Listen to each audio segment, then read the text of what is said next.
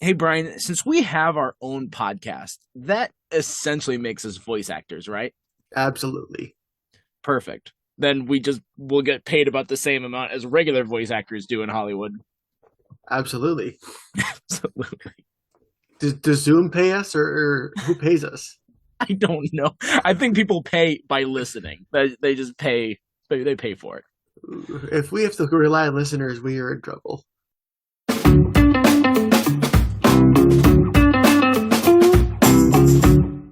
Hey everyone, welcome back to TV Guys, the show that if you put our vocal talents on a scale of ASMR to The Simpsons, we'd fall somewhere around a bad English dub of a Korean top show. I'm Matt. Brian, I have no response to what you just said. You shouldn't have any response to what I said. Today, we are talking about an underrated talent that is seen in both TVs and movies. There's going to be a little bit of overlap because some of these voice actors we're going to talk about, they also do a lot of film stuff. But we're talking about voice actors, and voice actors deserve recognition because they do so much. And so Mhm. we picked a number of voice actors we want to talk about. I've got, I think, like six that I've found, and I'm sure you've I've got similar. I've got a list of 8, but I'm sure we have some overlap. Absolutely, we do. So, 100%. Matt, before we get started, do you have any like voices, like not really impressions, but anything where you kind of like had put on a stage voice or anything for any of your productions? Do I put on a stage voice? I've got just like accents that I pull out, and they're not even good accents. Like in my last one, we did Matilda over the summer, and I was like, okay, he's a used car salesman. He's pretty sleazy. So I talked like this. I was a voice actor who kind of talked with like a mixture between a Boston and New York accent. It was a weird a conglomeration of the two. Okay. And I wanted my voice to feel like slimy, Yeah, That's what I was going for. I could see a lot of the TV characteristics of that type when you were doing that. Yeah, absolutely. I mean, it was less of an accent and more of a caricature, 100%. The closest I did is back when I used to run rides at Mall of America, I would sometimes do like announcer voices for the rides. Like what? Give me one. Okay. Favorite one was for the Atomic Collider, which is no longer there. Hey, hey, hey, welcome to Jimmy Neutron's Atomic Collider. Please keep your hands and arms inside the ride at all times. Thank you and enjoy the ride. Those are so much fun. I got like a transatlantic like news reporter guy. And then another story for today, we have Babe Ruth hit his 100th homer. Something like that. I needed a script. I ran out of content after I said Babe Ruth. I'm like, why am I going baseball? I don't know anything about baseball. You hit a ball with a bat. That's all I got. I'm sorry, guys. That's it. There's also running involved, and then you have a mitt where you catch it. That doesn't sound right. I feel like that's not accurate. Yeah, we should ask Michael Jordan, famous baseball player. Yeah, he would know. He's great. I know this from Space Jam. Yeah, he's also an actor. Those are the only two things he did, though. That's true. That's it. But apparently LeBron's a better actor. I don't know. Everyone's all up in arms about that. Hey, speaking of Space Jam and Looney Tunes, let's jump into because I got a voice actor. Let's like go way back to, Oh, in my yep, opinion, like the father of voice acting. yep, You know who I'm going to talk about, Mel Blanc. yep. He is the Looney Tunes guy. He's done so many voices of Looney Tunes: Bugs Bunny, Daffy Duck, Sylvester, Porky Pig. He also was the voice of Woody Woodpecker. I need to read my own writing. He was Barney Rubble. That's true. It's Barney Rubble and Dino. It's really Oh, that's funny when right. you're looking at voice actors, like how much animal noises they end up doing too. Hmm. It's like, oh, I've got all these voices. Plus, also, I'm these animals and I make noises and things like that. He was the Jetsons boss, George Jetson's boss, Cosmo Spacely. But yeah, he was a guy that, like, your parents grew up on. And I don't mean specifically you, Brian, but I mean, yours Well, did. my dad grew up on it. Yeah. But anyone listening, like I don't think we've got a lot of people who listen in like an older age demographic. So anyone out there, your parents heard his voice and his voice was formative for you. Like we would not have voice acting look the way it does No. today if it wasn't for Well, him. and even through like reruns and old VHS tapes we had listened to. Like I listened to Mel Blanc growing up too. I listened to a lot of that old stuff. Yeah. And I think he also like voice. It's really funny too, like when you get voice credits for characters that are mainly silent, like Wile E. Coyote. technically Mel Blanc is the voice of Wile E. Coyote, but I dare you to find any clip where you hear noise out of that character. There probably is occasionally like maybe like a whimpering or something like that, or I don't know. But yeah, it's not very often. It's I mean, it's really funny. It's like you get a paycheck for that. It's like I didn't do anything. I'm just here. Sometimes I feel like they need to have all the characters in the credits, but like if it's a voice actor, you know, like nobody's credited for Bullseye in Toy Story because he doesn't make noises except for horse noises, which I think they just get horse sound effects. Yes. You know, I couldn't ever understand what he was saying because he's a little horse. I'm joke. I'm It's shaking a my head great at him. joke. That is a great joke, sir. That is a joke. But yeah, Looney Tunes would not be like he is the father of it. It would not be what it is without him. Why don't you hit us with another one? Like if we're moving a little further in years, why don't you hit us with another voice actor? Oh, mine's not chronological, but I suppose I will go with one. Okay, you've absolutely heard him, but you probably don't know his name. Frank Welker. Is that on your list? That was on my list. That was going to be who I'd go with next. Yep. So he does have a couple actual like speaking roles. Like he was the original Fred in Scooby Doo. He's done Fred in most of the Scooby Doos throughout the years. He was Kermit in Muppet Babies and a few other characters there. But what he's mostly known for is doing, like you said, animal noises. Yep. If there's a show that has an animal or a pet that just makes sounds, it's probably Frank Welker. I know he did Nibbler on Futurama. I should pull up credits, but like he did so many different. He was Santa's little helper, the dog from Simpsons, and Snowball too. He actually in Aladdin, he was both Abu and Raja, so both a monkey and a tiger. And then also he actually voiced the Cave of Wonders as well. Oh, he did. He did that voice. Yep, he was. He did a lot of work with. Like he was on Transformers. He did a lot of Transformers voices, including Megatron, his Soundwave, Skyware. He was also worked with Warner Brothers for a while, where he voiced like some characters you might not recognize, but maybe you like the name rings a bell, like Jabberjaw or Dynomutt, or he. Oh, sorry. And then he also was on Inspector Gadget. He voiced like Dr. Claw, as well as a number of voices. You tend to, like with animated shows, usually if you have a voice actor, you're going to see that voice actor, like they'll maybe have a main part, but then they also do a lot of other parts through it too, when they just need to fill various roles. Mm-hmm. So he was definitely that plug and play sort of guy. Yeah, and he's made a whole career out of, but better than that. Yeah. I mean, he was on Animaniacs as well. He had like a number of voices, like Buttons. Yep, Buttons. That? And he Ralph was the guard, Mr. Plotz. He was Goddard, the robot dog, in Jimmy Neutron. Oh yeah, yep, yeah. Frank Welker, he is one of those classic voices. I mean, like you talk about Mel Blanc, and then like 10 years later, Frank Welker comes along, and he's just like killing it. I think that he was like that next generation after Mel that in the 80s and 90s he just really did amazing stuff. I mean, even in the 70s too, got some work. Yeah. So Matt, who would you want to talk about next? Well, in that same era, you have a couple of guys that I would talk about, but I'll jump to Jim Cummings. I know that he's on your list. I guarantee you he's on your list. And Jim Cummings is one of those. I feel like of all the actors that we have that we're going to talk about, he is probably one of the most versatile because he took over for like the voice of Winnie the Pooh from 1988 onward. Mm-hmm. And so, if you've heard Winnie the Pooh talk, it's probably Jim Cummings who spoke. Yeah. I know that there's some older besides that, but he's like the quintessential voice from here on out. But he did a lot of stuff, especially in the 80s, like Darkwing Duck. He was on DuckTales and Rescue Rangers and Tailspin.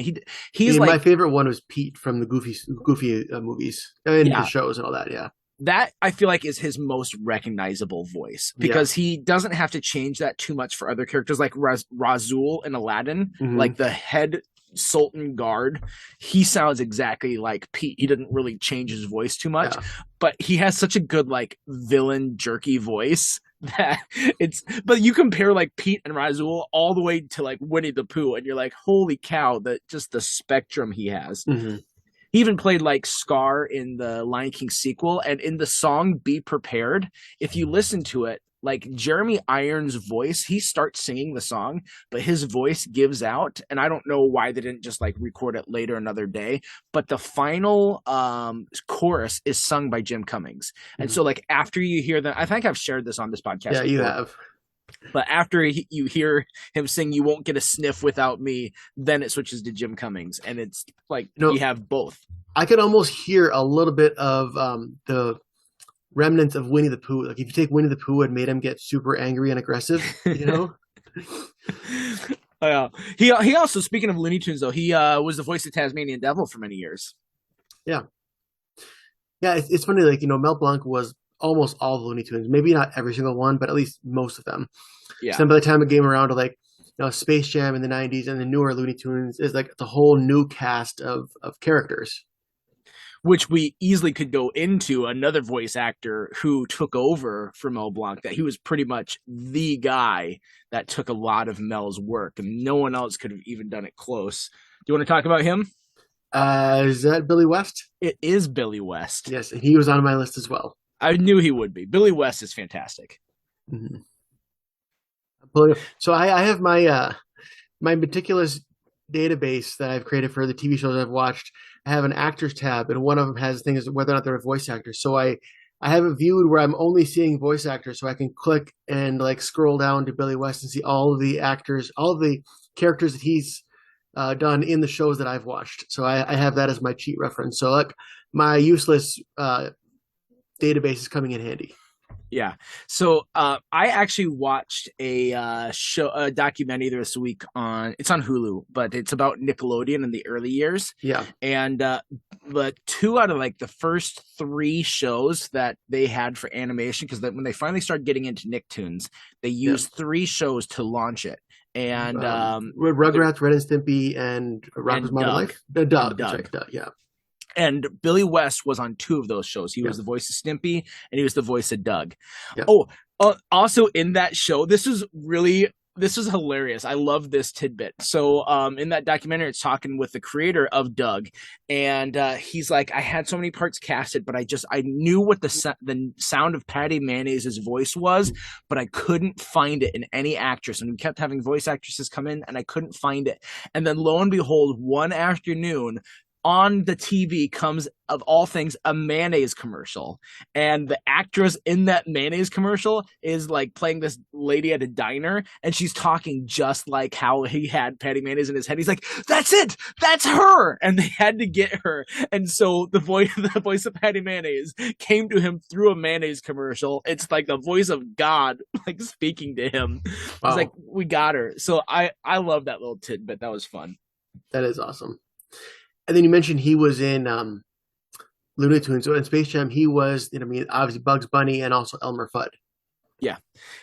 And this is, I kind of joked about it at the beginning of this podcast, and I definitely wanted to hit on this a little bit more about how underappreciated voice actors are, and that's why I wanted to do this podcast. But like at the Space Jam premiere, you look at the characters of the movie. Obviously Michael Jordan, he's going to be at the premiere, he's a big name, no one's arguing that. But then who would be like second billing in your eyes? And even on the posters, everything, they say, oh, Bugs Bunny and like etc. So the character is in a way second billing. But when Billy West showed up, who voiced that character, he didn't even get to be in the main theater with everyone else. That they shoved him to like this side theater with other like cast, with other crew members. That was like such a slap in the face to him. And so it's like, you were such a big part of this movie, and you don't even get to be a part of the premiere even. Like, that shows how little voice actors are appreciated. Yeah. And that is a shame. I mean, lately, if it's a production where they have like famous voice actors, like when it's Kevin Hart and the Rock, I'm sure they get the special treatment, because like, hey, look, it's a voice, That's why, like, I prefer when it's actual voice actors, not like, oh, look, it just takes me out of it if I recognize, oh, that's Kevin Hart. I don't mind it. Like Billy West, he, as a voice actor, he has been very outspoken against actors like taking over those parts, and I completely understand why. You're honing in on his on his category, so it makes sense to me why he'd be against it. I don't have as big of a deal against actors playing that, and even like predominantly to do it that way, but there is such a unique talent of what voice actors can do, because they can really distort and change their voice, whereas you're right, like when you have Kevin Hart on screen, it's just Kevin Hart in whatever role this is. He's not changing his voice. He's just being him. Yeah. And sometimes that works. Like sometimes that, like with Aladdin, Robin Williams as Genie, that works beautifully. We wanted that. You needed to see that. But then you have things like we just said. Kevin Hart is like the low point of voice acting to me. Nothing against him. Kevin Hart's taking a beating in this podcast. Other Billy West roles. Obviously, we can't bring up Billy West without talking about Futurama, because he is another one of those that like so many parts are his. He voices Fry, of course, the main character, but even also Professor Farnsworth. He is Zach Brannigan. He's Dr. Zoidberg. He's also Richard Nixon. So he's got like some of the best roles in Futurama. Yeah, I think Dr. Farnsworth and Zoidberg are both underrated characters. Like they can both say the most ridiculous stuff, and just like I don't know how he did that whole thing. Does he actually put his hand up when he's like?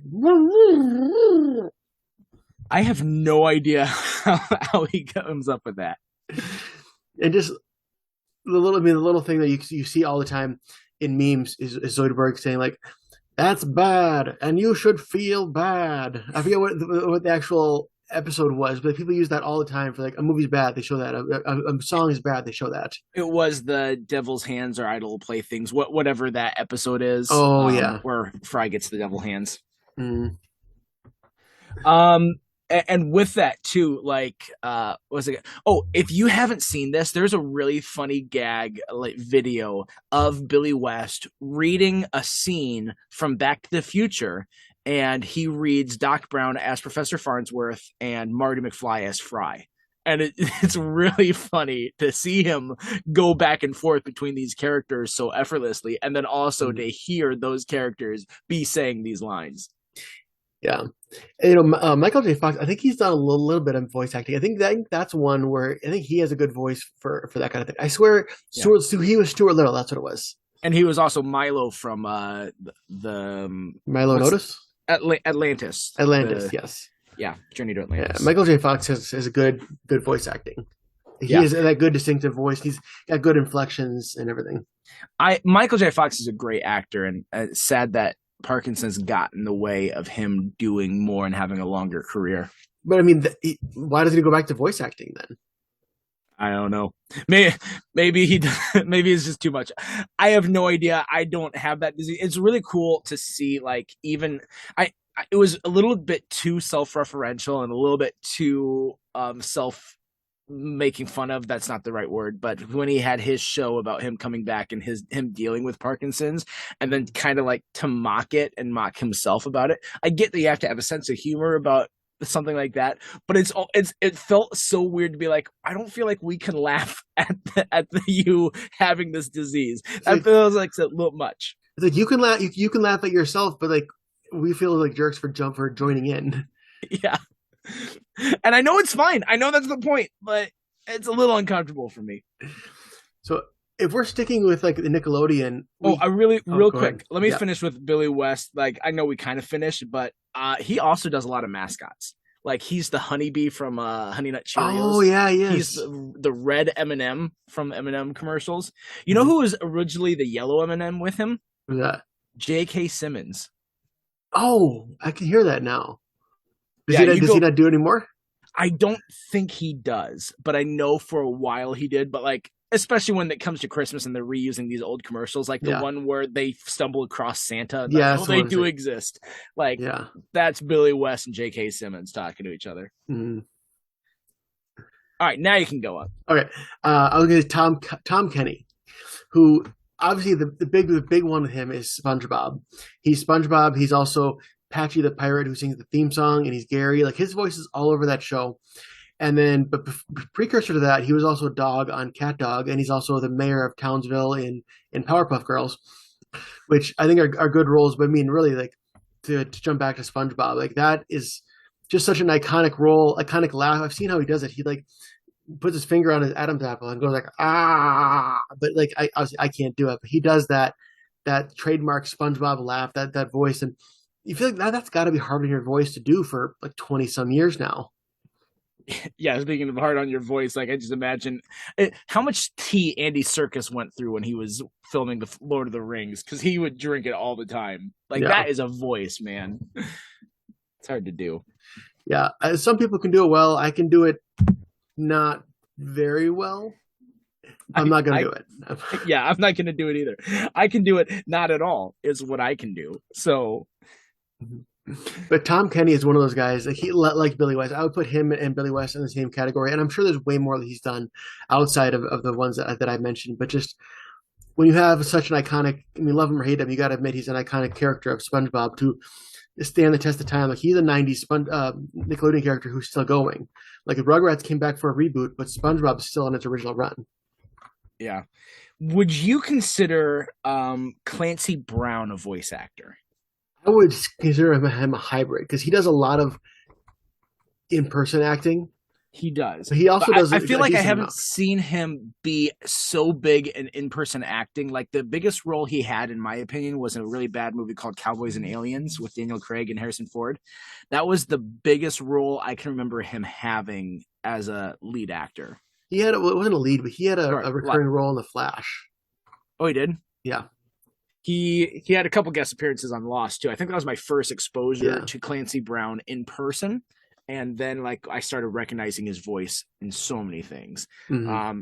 For reference out there, he's Mr. Krabs from SpongeBob SquarePants. I didn't look him up, and I didn't get this long list like I had of everyone else.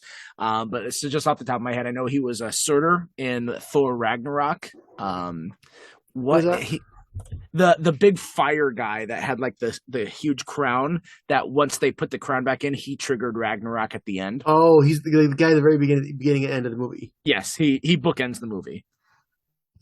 I I'm don't looking. remember. I don't remember what else. I know he's done a lot. Here, let's. I'm pulling him up. Oh, he was Spyro the Dragon in the old video game, the old PlayStation games. Oh yeah, pretty much with any of these voice actors, especially if they're still working, you're going to find that they have done WB stuff, because WB has a lot of animation. Yeah. And so he has voiced Lex Luthor before. He has voiced Mr. Freeze before. He also was in Avatar: The Last Airbender. He voiced Long Feng. I never watched that show, so I don't know how big of a role that is, but I just know that there are some Avatar fans out there. Oh, that's right. He was in Jackie Chan Adventures. I did watch that show. He was Captain Black in that. And he was kind of the straight man to all the ridiculousness of the magical talismans and the portals and all that sort of stuff. So he made for a good straight man. He was a lot of fun in that. Nice. Yeah. I think Lex Luthor was one that he just did a lot. He did a lot of Lex. Yeah. So yeah, there's Clancy Brown for you. A quick go over of him.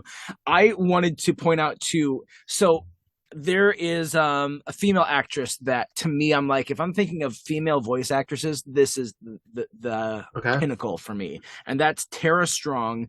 Yep. What is There's a few females.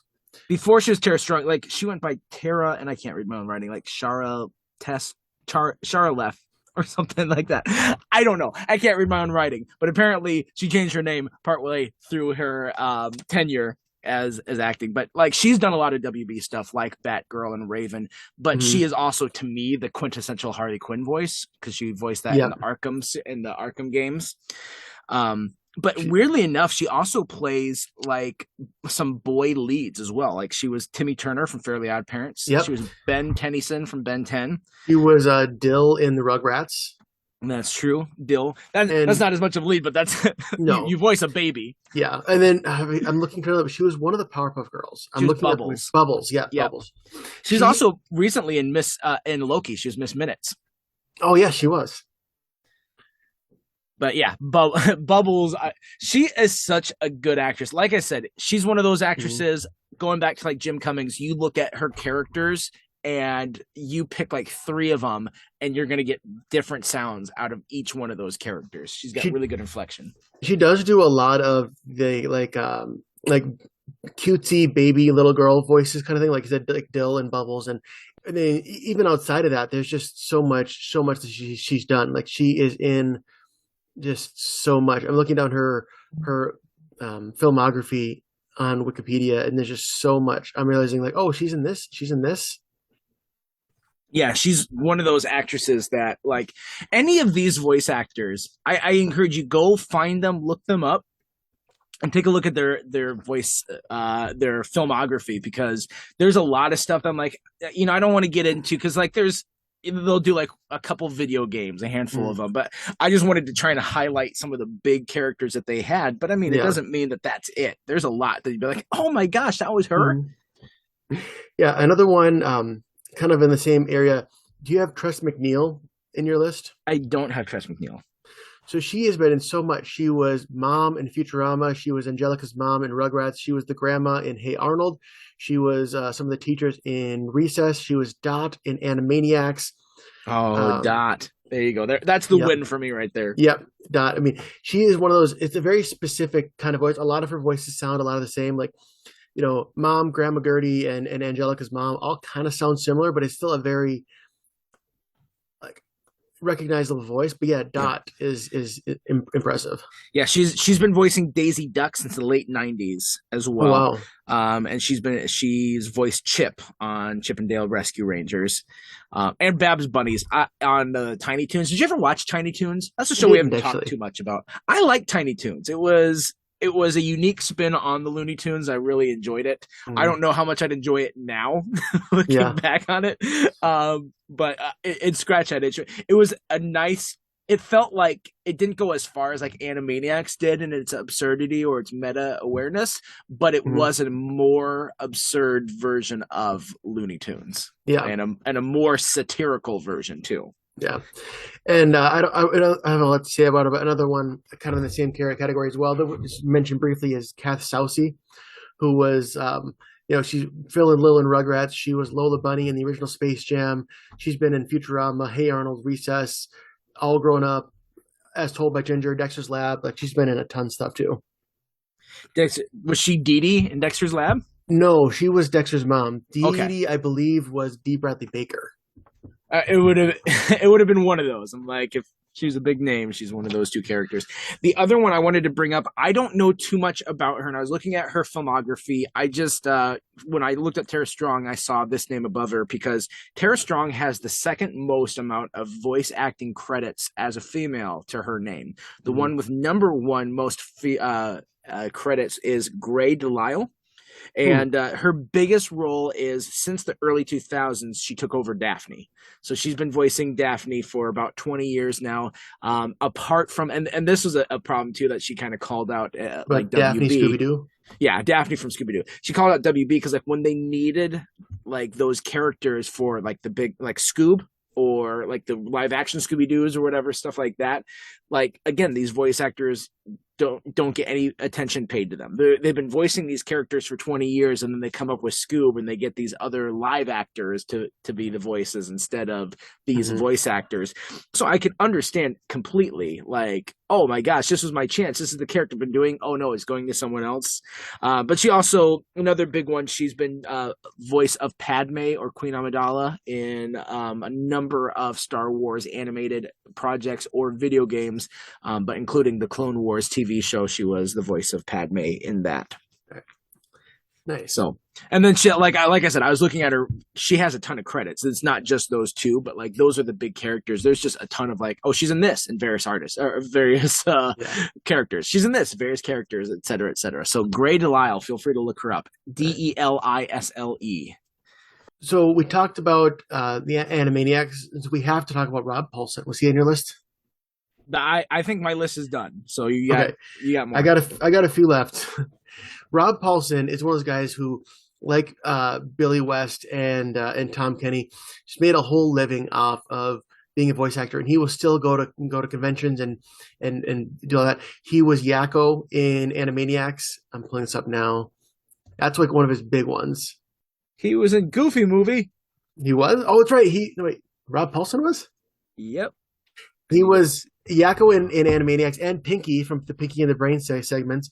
He was Carl Weezer in Jimmy Neutron. It's like, hey Jimmy, it's Carl. Like that. He was that guy. He was Raphael in the original Ninja Turtles, and he is just one of those guys. Like he has fully embraced voice acting. He was PJ from Goofy Movie. Oh yeah, duh. He was PJ. That's Pete's son, Max's best friend. Wow. In a Goofy Movie and an extremely good And movie. in Goof Troop too. Yep. He's one of those guys. His credits are just insanely big. He was on the Where's Waldo show. How many of you out there knew there was a Where's Waldo animated show? Raise your hands. I can't see you guys anyway. No, I don't think he's done much. Oh, it turns out he has done a little bit of live action, but for the most part, just voice acting, and then tons of video games. I think a lot of these video games are probably video games of his characters. Of course, like I see, yeah. there was like there's an Animaniacs game that he was part of, and in the Jimmy Neutron games he was part of. But he's just one that makes that. Yeah. He was Boomer in Powerpuff Girls. Oh, he was. Oh, that's right. And that's it. No, that's obviously not it. Yeah. He's got a lot, but yeah. It's again one of those things you look at his stuff and you'll find something you like. And then I didn't want to talk about every single voice actor on The Simpsons, but I'll figure I got to talk about at least about Dan Castellaneta, who Homer Simpson, and not just Homer Simpson, but I mean, like he's one of those guys on the show who did like half the town. He was Homer, he was Grandpa Simpson, Krusty the Clown, Groundskeeper Willie, Barney, Mayor Quimby, Hans Moleman, Sideshow Mel, and then in addition to that, he was also Grandpa Phil on Hey Arnold, and he was the Robot Devil in the Futurama. Mm-hmm. He's one of those guys that, again, he can just make his voice change so much. Like you can hear it a little bit, but like Homer and Grandpa Phil don't sound like anything alike, I don't think. Yeah. And it's funny that they had him voice Krusty. I know that you probably have heard this, and I don't know how true this is. I don't know if this is maybe just the internet rumor, but I've heard that it was said it was intended early on that Homer and Krusty were going to be the same person, and that I mean, you look at the character design, and like I think that's where obviously the voice casting as well. But you look at the character design, and it's like you take Homer, and then you throw white paint on him, and with those big shoes and everything like that, like you get Krusty. And so I think that the idea was that Bart was gonna love Krusty and hate his dad, and so like the idea, kind of like a Lois Lane with like she's in love with Superman and Clark Kent's right there, like to kind of play with that idea, and then it ended up just not panning out, and that would have been a really cool reveal. I wish they had done that. Yeah, that would have been fun.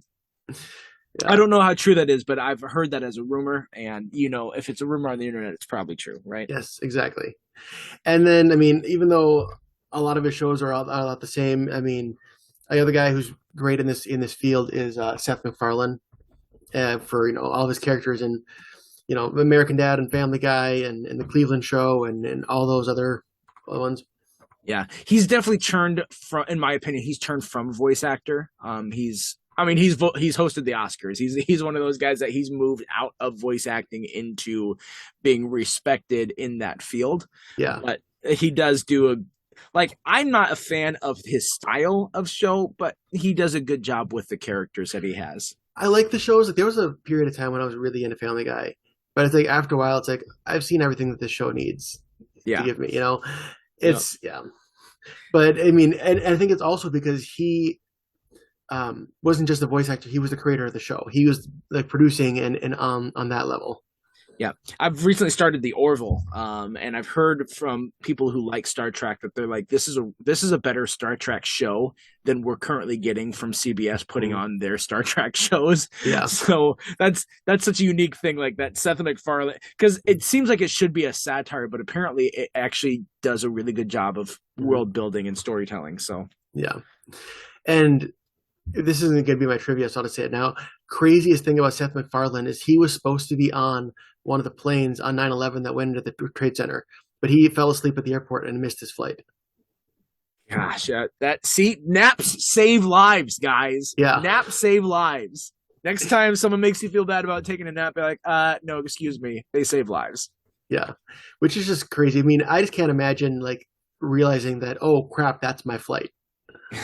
Oh man, seriously. Like I've heard there's a couple of stories I've heard of that, like people who like got off the last or like that they pushed the flight to the next day or something like that and rescheduled, and it was that one. I hadn't Mhm. heard that about Seth, but it's like Yeah. that's nuts. The last one on my list is, and if you probably figured I had to have at least one Muppet performer on the list.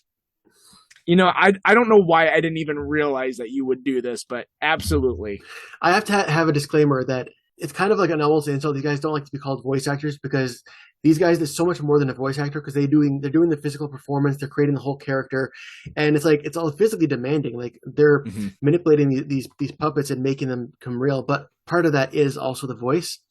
And we mentioned him briefly when we did our Muppets episode, but the late great Jerry Nelson, who passed away in 2012, he was such a staple in both the Muppet Show and Sesame Street and Fraggle Rock, and such a wide range of the voices this guy has. Like on the kind of like the lighter, timid end, you have he was Robin the Frog, and he was Gobo Fraggle, and he was Camilla the Chicken, New Zealand, and like the crazy guy who threw fish. And then kind of go get into like the more raspy stuff. He was Floyd Pepper in the band, and he was Crazy Harry, and he was. Then you get to like the deep voice, and I mean he was Marjorie the Trash Heap in Fraggle Rock, and he was Pa Gorg and the Count on Sesame Street, and he was the original Snuffleupagus, and in Muppet Christmas Carol he was the voice of Christmas Present, and just like he's got such as like he can super high pitched timid to like this round robust like deep voice and everything in between.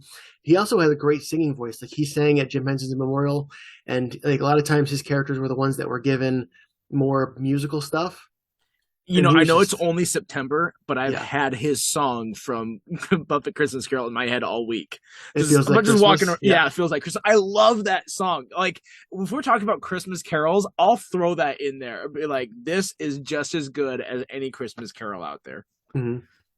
There was a documentary that Frank Oz made called Muppet Guys Talking. I haven't seen it because you have to pay $10 for it, and I still haven't gotten paid for it yet. But it's Frank Oz, Jerry Nelson, Dave Goelz, Fran Brill, who did a lot of Sesame Street stuff, and Bill Beretta, who's actually currently on Muppet stuff now. It's the five of them just sitting and talking and telling Muppet stories. And it's interesting because like it was filmed obviously when Jerry Nelson was still alive, but it was only released like a few years ago, and he died in 2012. So they were sitting on that footage for years, and eventually just released it. And if you, I want to see that. It'd be so cool to see these guys just sit and just tell old stories from I back in bet. the day. 100%. Like Mm. to be a fly on the wall for conversations like that. I know like there's people out there that you don't really care so much about the Muppets, but to even hear from the horse's mouth, like people telling stuff like that, Mhm. I think that would be so interesting. I love those sorts of stories. I Mhm. want to hear people like their experiences and some of the fun things of you might not be like, oh, I know what episode you're talking about, but you can have the context of like I can understand what you guys are what you guys are hitting at. Yeah. Like one of the things they said is that there's a scene in The Great Muppet Caper where a bunch of the Muppets are climbing a drain pipe because they're escaping from dogs, and apparently there's like some like very unsafe like elevator system where like, they're all like laying like basically laying on top of each other with their arms out, performing the characters like moving up and down as like I think they were saying like yeah if this thing collapsed we all die, but like it made for a good shot. But for the art, that's And great. yeah, and so I was gonna pick one, so I had to pick Jerry Nelson. So and yeah, I know he might be a little bit bigger than voice acting because he's done directing and he's done live action stuff, but I would have thought that like Frank Oz would have been on that list because Frank Oz not oh only had the Muppets, but I mean he also is so recognizable as Yoda. yeah, He's done a lot of other voice work too. Like he was in Monsters Inc. He was a Randall's assistant guy, the yeah. one that was all panicking, freaking out. He would have been number two on my list, but I figured not enough people know about Jerry Nelson, so that was my chance to let people know about him. But also Perfect. with Frank Oz, so in Inside Out, the Pixar movie, there's a scene where there's the two dream guards in the dream world, and they're guard Frank and guard Dave, and it's Frank Oz and Dave Goelz, who's another one of the Muppet guys, but it's Dave played Frank and Frank played Dave. And that's why they're like, no, this is my hat. See, it says I wrote my name right here in the hat. Yeah. Like that's the conversation. Mhm. Just think like that conversation that's Gonzo and Fozzie. I Like, love it. yeah. That's great. And if anybody here is listening who knows a lot about voice actors, we missed a lot. There's so many more voice actors. I mean, I didn't even talk about Nancy Cartwright and like some of these other actors, Yeah. but there's too many to talk about them all.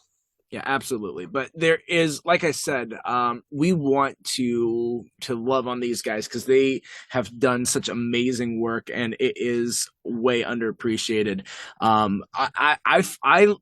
I love that they were able to make these characters come to life because that's really what it is that like when you have voice acting, the animation is important, but to have that breath in them is it's like their soul. And so like these voice actors are giving these characters soul and they're making them real live characters for you to Yeah. engage with and watch. So they deserve a lot more praise than they get, and hopefully this will help them get us with our wide range of people who listen. We have so many people that we're reaching with this podcast. You guys now are going to be able to spread that love and change the world. So there we go. There you go. Hey, I forgot to do this at the beginning of the episode, but we don't always do this, but I like to give shout outs for shows that I'm watching that are like, oh, this is so good. And so, we haven't done that for a little bit, but my wife and I, we just watched a series this week. So if you have Paramount Plus, this is up your alley. Listen up here.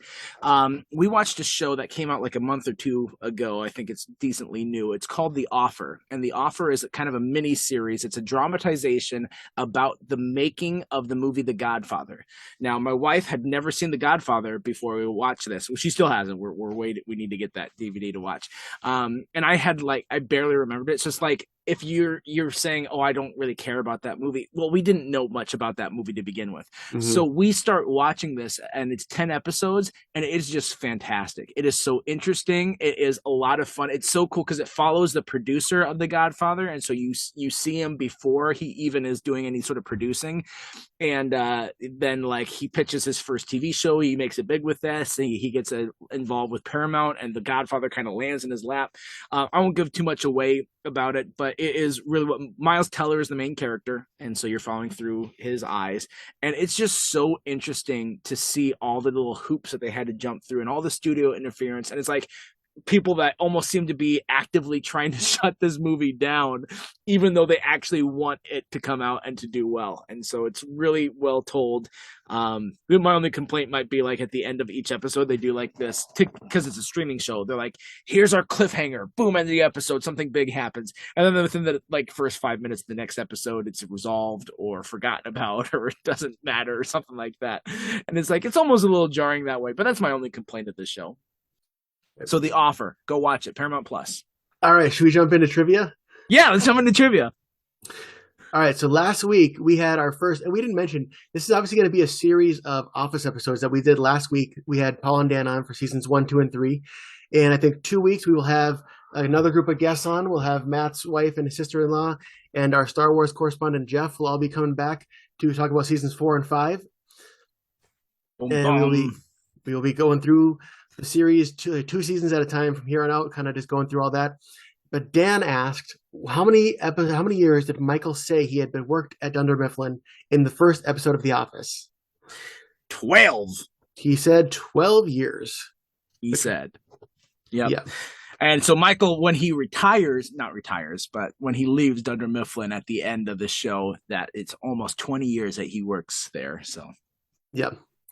So this week we talked about Seth MacFarlane, and also on a Family Guy is the voice of Lois, who is Alex Borstein. Alex Borstein, I knew that.